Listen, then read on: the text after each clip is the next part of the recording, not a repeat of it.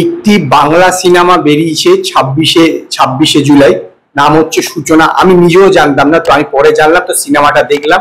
তো এই সিনেমাটা আমার কিরকম লেগেছে সেটাই আমি আপনার সঙ্গে এই ভিডিওতে আলোচনা করব। দেখুন, যদি শুধুমাত্র ভালো লোকেশনে গিয়ে শুটিং করা এবং সেটাকে ভালোভাবে তুলে ধরাটাই যদি একটা সিনেমা হয়ে থাকে, তাহলে এই সিনেমাটা সত্যি ভালো। আর যদি সত্যি কথা বলতে গেলে সিনেমা একটা স্টোরি থাকা দরকার, সেটাকে ঠিকভাবে প্রেজেন্টেশনের দরকার, অভিনয়ের প্রয়োজন, তাহলে এটি একটি জঘন্য সিনেমা। এটি হলো এই সূচনা সিনেমার এক কথায় রিভিউ বলতে গেলে। তাই পুরো সিনেমাটাতে না আপনি বিভিন্ন লং শট দেখবেন, এটা সিকিম এবং নর্থ বেঙ্গলে বিভিন্ন জায়গায় শুটিং হয়েছে এবং দুর্দান্ত দুর্দান্ত লোকেশন, লং শট দেখানো হচ্ছে, ড্রোন শট দেখানো হচ্ছে, খুব দুর্দান্ত জায়গা ভাবে দেখানো হচ্ছে।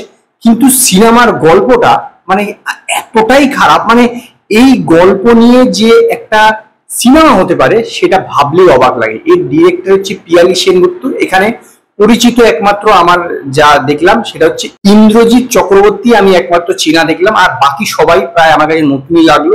এখানে রূপদেব ও মেঘা চক্রবর্তী হচ্ছে লিড রোলে আছে।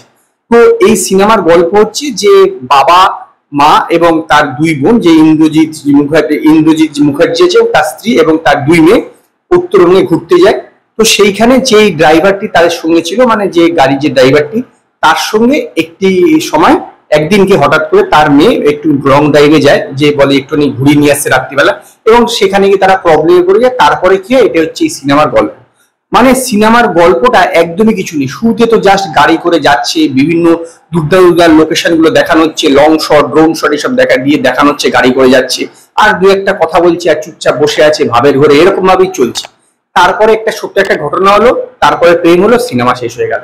মানে এতটাই সত্যি এরকম লেভেলে বাংলা সিনেমা নেমে গেছে যে যেরকম যেন তেন প্রকার একটা প্রডিউসারকে ধরে তাকে জবাই করে একটা সিনেমা বানিয়ে ফেলছে।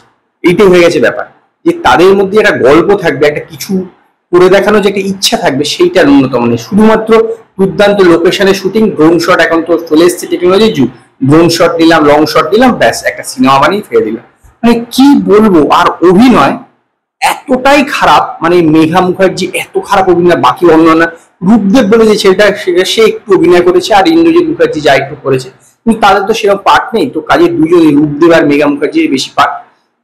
তো রূপদেব একটু চেষ্টা করেছে, আর মেঘা মুখার্জি আর যে ইন্দ্রজিৎ মুখার্জির যে স্ত্রী সে আছে, তার অভিনয় তো মানে প্যাথেটিক অভিনয়, প্যাথেটিক, মানে কি বলবো, অভিনয় দেখে কান্না পেয়ে যাবে এরকম অভিনয়। এরকম বিজিএম গানগুলো একটু একটু মোটামুটি চলবে আর কি। মানে কি জানি না, আমি জানি না কি কি করে প্রডিউসাররা এতে লগ্নি করে ফেলে, মানে তাদেরকে কি বলে আনা হয় আমার এটা মাথায় ঢোকে না। মানে কোনো গল্প নেই, কিছু নেই, স্ক্রিন প্লে নেই, ডায়লগ নেই, মিউজিক নেই, বিজিএম নেই, কিছু নেই, শুধুমাত্র ভালো ভালো জায়গা কেউ দেখানো হচ্ছে, ব্যাস তাদের একটা সিনেমা হয়েছে। এইসব সূচনা এইসব সিনেমা মানে দেখাটাই মানে হচ্ছে একটা চোখের যন্ত্রণা দেওয়া, মানে কষ্ট দেওয়া চোখকে, যে এই আমি সিনেমাটা দেখলাম। আমি সিনেমাটা কি মার্কস দেবো বলুন তো? 5-এ 1 দিলেও সেটা বেশি হয়ে যাবে, শুধুমাত্র ভালো লোকেশন, ব্যাস এইটাই হচ্ছে এই সিনেমা, আর কিচ্ছু নেই সিনেমাটা। আপনারা যদি সূচনা সিনেমাটা দেখে থাকেন তো আপনারা আমায় জানাবেন আপনাদের কিরকম লেগেছে। যদি আপনাদের এই ভিডিওটি পছন্দ হয়, ভিডিওটিকে লাইক করুন, কমেন্ট করুন, শেয়ার করুন, আর নতুন আপডেটের জন্য আমার চ্যানেলকে সাবস্ক্রাইব করুন।